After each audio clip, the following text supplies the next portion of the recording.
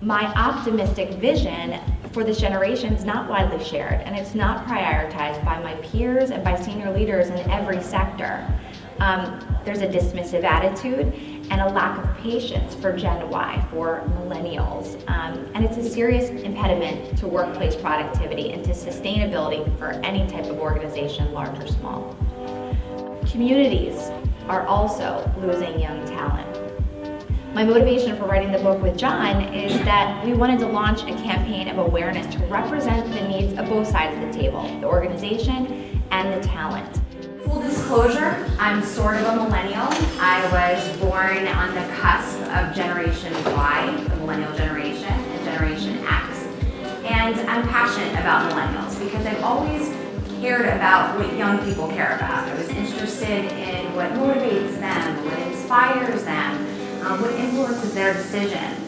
So after I graduated from college and launched my corporate career and landed in New York City, I stayed in their conversations on their campus, in their communities, in the office.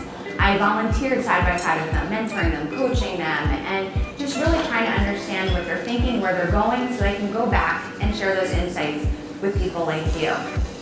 Now, I'm fascinated by millennials, but we all need to care about them because they are your ultimate consumer. Brands need to live online, live in their conversations, and not just do one-way focus groups, but really involve them in co-creation and pre-product launch, strategies about how they could make a product better, but what's missing from whatever your brand, wherever that brand lives in their life. Millennials want to know the story behind what they're reading. They want to know where the story came, where the product came from, how it was made, who made it, what's their life story. They're the generation of why. They want to know what good in the world, your product, your brand, the story is going to do.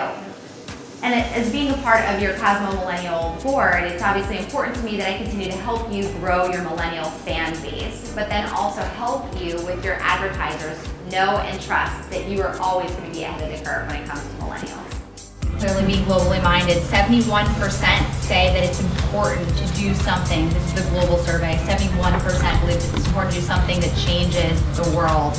And 62% believe it's important to contribute your personal time and money to international charities.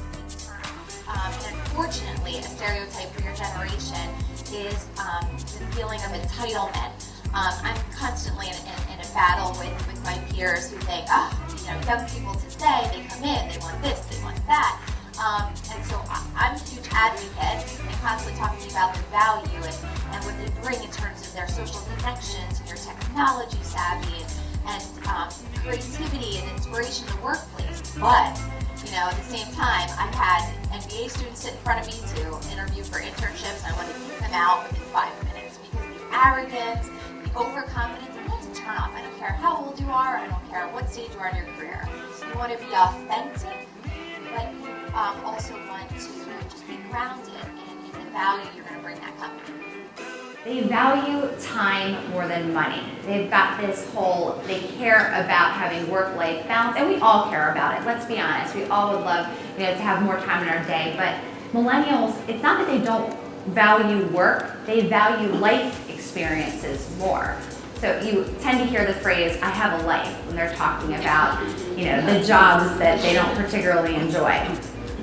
So integrating life experience in their work is really important, and they blur the lines between work and play. They're apt to talk about social things in the work setting, and I think Cosmo does that as well too. Talking about the talent gap and how are we going to ensure and sustain our success, and there's going to be a huge deficit in leadership when the baby boomer generation retires, and we can't find and hire enough talent right now to fill those positions. That should give you encouragement. That should help you know, again, your worth and that they need you.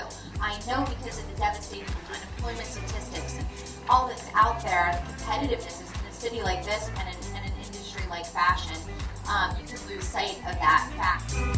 53% of millennials reported that if price and quality was equal, social purpose would be the most important factor influencing their purchasing decision. At the end of the day, my final thought is that millennials are going to change the world with or without you.